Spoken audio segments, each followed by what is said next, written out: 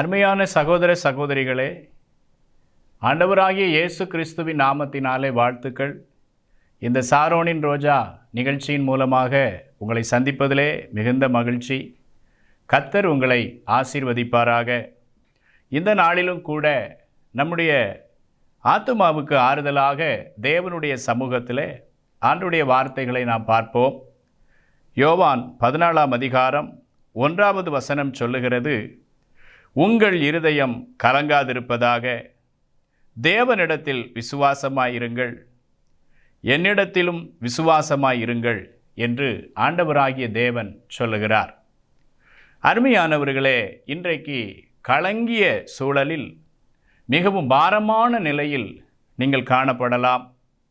உங்களுடைய ஏதோ ஒரு காரியங்கள் உங்கள் மனதை அழுத்தி உங்கள் மனதிலே மிகுந்த பாரத்தை உண்டாக்கியிருக்கலாம். நீங்கள் மிகுந்த கவலையோடு கூட காணப்படுகிற இந்த வேளையிலே ஆண்டவர் உங்களோடு கூட பேசுகிறார். உங்கள் இருதயம் கலங்காதிருப்பதாக. அருமையானவர்களே, இந்த உலகத்திலே நாம் தேவனுடைய செட்டைகளுக்குள்ளே இருக்கிறோம். ஆனாலும் சில நேரங்களிலே அந்த செட்டைகளை விட்டு வெளியே வரும்போது மிகுந்த வேதனைகளையும் மன வலிகளையும் கொடுக்கக்கூடிய நிறைய சம்பவங்களை நாம் இந்த பூமியிலே சந்திக்க முடியும். ஆகவேதான் நாம் எப்போதும் தேவனுடைய செட்டைக்குள்ளே இருந்து கொள்ள வேண்டும். அதான் ஆண்டவர் சொல்லுகிறார், உங்கள் இருதயம் கலங்காதிருப்பதாக. ஆம் பிரியமானவர்களே, ஆண்டவராகிய இயேசு கிறிஸ்து நம்மளை பார்த்து சொல்லுகிற வார்த்தை, என் மகனே மகளே நீ கலங்காதே என்று சொல்லுகிறார். வேத புஸ்தகத்திலே பார்க்கும்போது அநேக பரிசுத்தவான்கள் கலங்கின நாட்கள் உண்டு, அழுத நாட்கள் உண்டு, கண்ணீரோடு கூட காலங்களை கழித்த நாட்களும் உண்டு.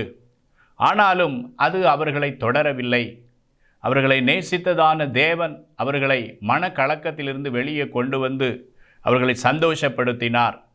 வேதத்திலே சொல்லப்படுகிறது, ஜோசுவா 1:9, நான் உனக்கு கட்டளையிடவில்லையா, பலன் கொண்டு திடமனதாயிரு, திகையாதே கலங்காதே, நீ போகும் இடமெல்லாம் உன் தேவனாகிய கர்த்தர் உன்னோடே கூட இருக்கிறார் என்று நாம் வாசிக்கிறோம். எனக்கு அருமையான தேவனுடைய பிள்ளைகளே, நீங்கள் மன சஞ்சலத்தோடு கூட பாரத்தோடு கூட இந்த நாட்களை நீங்கள் கழித்து கொண்டிருந்தால் ஆண்டவராகிய தேவன் உங்களை பார்த்து சொல்லுகிறார், நீ கலங்க வேண்டாம், நான் உன்னோடு கூட இருக்கிறேன் என்று ஆண்டவர் சொல்லுகிறார்.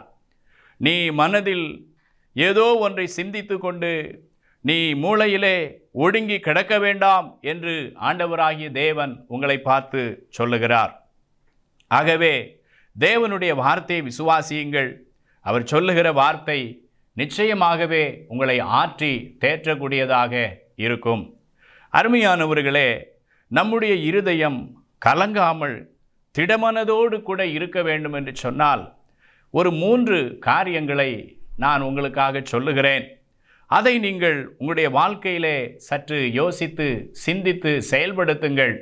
ஆண்டவர் உங்களை மனக்கலக்கத்திலிருந்து ஆண்டவர் உங்களை நிரந்தரமாய் வெளியே கொண்டு வருவதற்கு அது மிகுந்த பிரயோஜனமாக இருக்கும். 1, நீங்கள் கலங்கும் போதெல்லாம் அவருடைய முகத்தை நோக்கி பாருங்கள். நீங்கள் கலங்குகிற எல்லா சூழலிலும் ஆண்டவராகிய இயேசு கிறிஸ்துவினுடைய முகத்தை நோக்கி பாருங்கள். ஏனென்று சொன்னால் சங்கீதம் 34:5 சொல்லுகிறது, அவர்கள் அவரை நோக்கி பார்த்து பிரகாசமடைந்தார்கள், அவர்கள் முகங்கள் வெட்கப்பட்டு போகவில்லை என்று எழுதப்பட்டிருக்கிறது. அப்போ நாம் கலங்கும் நேரமெல்லாம், சஞ்சலப்படுகிற நேரமெல்லாம், துக்கம் நம்முடைய இருதயத்தை அடைக்கிற நேரமெல்லாம் ஆண்டவராகிய இயேசு கிறிஸ்துவை நாம் நோக்கி பார்க்கிறவர்களாக இருப்போமானால் ஆண்டவர் நம்முடைய முகங்களை பிரகாசமடைய செய்கிறார். துக்கத்திலிருந்து வெளியே கொண்டு வருகிறார்.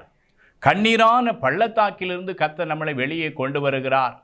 ஆகவேதான் நம்முடைய இருதயம் கலங்குகிற எல்லா வேளையிலும் கர்த்தரை நோக்கி நாம் பார்க்கிறவர்களாக இருக்க வேண்டும். வேத புஸ்தகத்திலே ஆண்டவராகிய இயேசு கிறிஸ்து ஒரு படகிலே பிரயாணம் பண்ணி கொண்டிருக்கும் போது பெருங்காற்று வீசியது. அங்கே ஸ்தோத்திரம், சீஷர்களும் அங்கே ஸ்தோத்திரம் கலங்கி நிற்கிறதை பார்க்கிறோம். அப்பொழுது ஆண்டவராகிய இயேசு கிறிஸ்து அந்த படகின் பின்னணியிலே அவர் உறங்கிக் கொண்டிருந்தார். சீஷர்களெல்லாம் பயந்து போய்விட்டார்கள். அப்போ தேவனுடைய சமூகத்திலே அந்த சீஷர்கள் வந்து இயேசுவை தட்டி எழுப்பினார்கள். ஆண்டவரே, நாங்கள் மடிந்து போகிறோம் என்று சொன்னார்கள். ஆண்டவர் உடனே எழுந்து காற்றையும் கடலையும் அதட்டி அந்த சீஷர்களை ஆண்டவராகிய தேவன் காத்ததை பார்க்கிறோம். இந்த நாளிலும் கூட உங்களுடைய வாழ்க்கையிலே ஒரு கடலை போல ஒரு சீற்றம், ஒரு படகை போல நிலையில்லாத ஒரு வாழ்க்கை உடைய வாழ்க்கையிலே வந்ததினாலே நீங்கள் மிகுந்த கலக்கத்தோடு கூட காணப்படலாம். எனக்கு அருமையான சகோதரனே, சகோதரியே, கர்த்தர் உன் வாழ்க்கையின் படகிலே இருக்கிறார். அவர் உன் பின்னணியத்திலே இருக்கிறார். நீ அவரை எழுப்பு, நீ அவரை தேடு, அவருடைய முகத்தை நோக்கி பாரு. அப்பொழுது உன்னுடைய முகத்தை ஆண்டவராகிய தேவன் பிரகாசிக்க செய்வார். நீ இப்பொழுது கண்டிருக்கிற எல்லா இருள்கள், பாடுகள், பிரச்சனையிலிருந்து ஆண்டவர் உன்னை தப்புவிக்க அவர் ஆத்திரமாய் கண்டிப்பாக வருவார். சகோதரனே, சகோதரியே, ஆகவே நீ கலங்கி நிற்கிற இந்த நாளிலே ஆண்டவராகிய இயேசு கிறிஸ்துவினுடைய முகத்தை நோக்கி பார். அவர் உன்னுடைய முகத்தை பிரகாசிக்க பண்ணுவார். ஒன்று. இரண்டாவது காரியம் என்னவென்று சொன்னால், நீ அவருடைய நாமத்தின் மேலே நம்பிக்கை வைக்க வேண்டும். இதை கேட்டுக்கொண்டிருக்கிற சகோதரனே, சகோதரியே, உன்னை இந்த கலக்கமான சூழலிலிருந்து, பாரமான சூழலிலிருந்து ஆண்டவர் உன்னை விடுவிக்க போதுமானவர். ஆனால் நீர் என்ன செய்ய வேண்டும் என்றால், அவருடைய நாமத்தின் மேல் நீ நம்பிக்கை வைக்க வேண்டும். ஆம், மத்தேயு 12ஆம் அதிகாரம் 21ஆம் வசனம் சொல்லுகிறது, அவருடைய நாமத்தின் மேல் புறஜாதியார் நம்பிக்கையாயிருப்பார்கள் என்பதே என்று எழுதப்பட்டிருக்கிறது. அப்போ நீங்களும் நானும் கலங்கும் நேரமெல்லாம், துக்கம் நம்முடைய தொண்டையை அடைக்கிற நேரமெல்லாம் ஆண்டவர் மேலே, ஆண்டவராகிய இயேசு கிறிஸ்துவின் மேலே நாம் நம்பிக்கை வைக்க பழகி கொண்டோமானால் ஆண்டவர் அந்த கலக்கத்திலிருந்து நம்மளை விடுதலையாக்குவார். நம்பிக்கை என்றால் என்ன? வேத புஸ்தகத்திலே நாகமான் என்று சொல்லி ஒரு மனிதன் இருந்தான். அந்த மனிதன், அவனுடைய உடம்பிலே முழுவதும் குஷ்டரோகம். ஆனால் அவனுடைய தேசத்திலே பெரிய மனுஷன். ஆகவே அந்த குஷ்டரோகம் நீங்குவதற்கு பல காரியங்களை அவன் செய்து பார்த்தான். அந்த குஷ்டரோகம் அவனை விட்டு நீங்கவில்லை. கடைசியாக ஒரு தீர்க்கதரிசி, கர்த்தருடைய தீர்க்கதரிசியின் இடத்திலே அவன் வருகிறான். வந்து தன்னுடைய குஷ்டரோகத்தை பற்றி சொல்லி, நான் சுகமாக வேண்டும் என்று அவன் கேட்கிறான். ஊழியக்காரரும் அருமையான ஒரு ஆலோசனை சொல்லி, கடைசியிலே ஒரு நதியிலே அவன் முங்கி எழும்போது அவனுடைய குஷ்டரோகம் அவனை விட்டு நீங்கிற்று. அவன் அந்த குஷ்டரோகம் நீக்கப்பட்டு ஒரு அருமையான சரீரத்தை பெற்றபடியினாலே அவன் தேவன் மேலே நம்பிக்கை வைக்க ஆரம்பித்தான். அவன் சொன்னான், திரும்ப வந்து அந்த தீர்க்கதரிசியை பார்த்து, ஸ்தோத்திரம், 2 ராஜாக்களின் புஸ்தகம் 5:17 சொல்லுகிறது, அப்பொழுது நாகமான், ஆனாலும் 2 கோவேறு கழுதைகள் சுமக்கத்தக்க 2 பொதி மண் உமது அடியானுக்கு கட்டளையிட வேண்டும். உமது அடியான் இனி கர்த்தருக்கே அல்லாமல் வேற யாருக்கும் ஆராதனை செய்வதில்லை என்று சொல்லி அவன் சொல்லுகிறதை பார்க்கிறோம். இந்த நாளிலே எனக்கு அருமையான தேவனுடைய பிள்ளைகளே, நீங்கள் நாகமானை போல இயேசு கிறிஸ்துவினிடத்திலே வரலாம். அவரிடத்திலே அற்புதங்களை நீங்கள் கேட்கலாம்.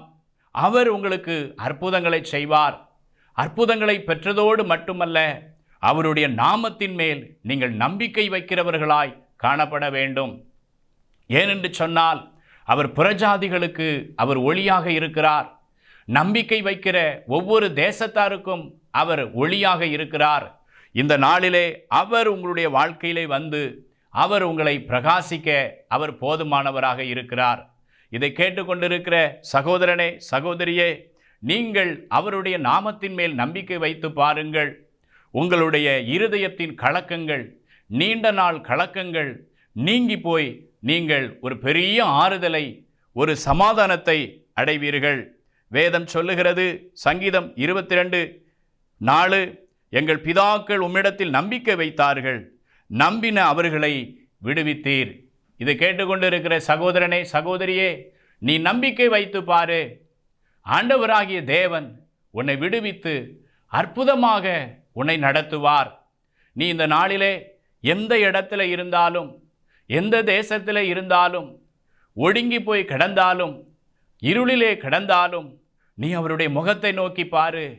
இன்று ஆண்டவராகிய இயேசு கிறிஸ்து உன் முகத்தை பிரகாசிக்க பண்ணுவார், உன்னை விடுதலையாக்குவார். இரண்டாவது, அவருடைய நாமத்தின் மேல் நீ நம்பிக்கை வைத்து பார்.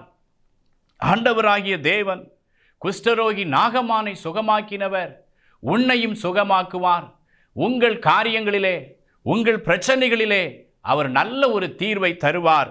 வேதம் அதைத்தான் சொல்லுகிறது. நம்பின அவர்களை கர்த்தராகிய தேவன் விடுவித்தார். நீங்களும் கர்த்தராகிய தேவனை நம்பி பாருங்கள். அவர் நம்பினவர்களை ஒரு நாளும் ஒருபோதும் அவர் கைவிட்டதே இல்லை. நாம் யாவரும் ஜெபிப்போமா? தேவ சமூகத்திலே மீண்டும் உங்களை பார்த்து கர்த்தர் சொல்லுகிறார், உங்கள் இருதயம் கலங்காதிருப்பதாக. அருமையான சகோதரனே, சகோதரியே, உன் இருதயம் இனி கலங்க வேண்டாம். அவரை நோக்கி பாரு, அவர் மேலே நம்பிக்கை வச்சு பாரு, அவர் உன்னை விடுவிப்பார். ஜெபம் பண்ணுவோமா? அன்பின் பரலோக தகப்பனே, உம்முடைய சமூகத்திலே இந்த வார்த்தைகளை கேட்டுக்கொண்டிருந்த அருமையான சகோதரனுக்காக, சகோதரிக்காக பாரத்தோடு கூட ஜெபிக்கிறோம் ஐயா. ஆண்டவரே, உமக்கு ஸ்தோத்திரம். நீர் அவர்களை விடுவிப்பீராக. மன கலக்கத்தோடு, மன பாரத்தோடு, மன துக்கத்தோடு காணப்படுகிற அருமையான தாயாரை, அருமையான சகோதரனை, அருமையான தகப்பனே, உம்முடைய பிள்ளைகளை நீர் விடுவித்து நடத்தும்படியாக ஜெபிக்கிறோம் அப்பா. ஆண்டவரே, வேதம் சொல்லுகிறபடி உம்மிடத்திலே நம்பிக்கை வைத்த அவர்களை நீர் விடுவித்தீர் என்று எழுதப்பட்டிருக்கிறதே. இந்த வார்த்தைகளை கேட்டுக்கொண்டிருக்கிற உம்முடைய பிள்ளைகளை விடுவித்து நடத்துவீராக. அற்புத சாட்சியாக நீர் நிறுத்துவீராக. உங்க கரத்தில் ஒப்பு கொடுக்கிறேன். நீரே பொறுப்படுத்திக் கொள்ளும். ஆண்டவராகிய இயேசுவின் நாமத்தில் ஜெபிக்கிறோம் எங்கள் நல்ல பிதாவே. ஆமென், ஆமென்.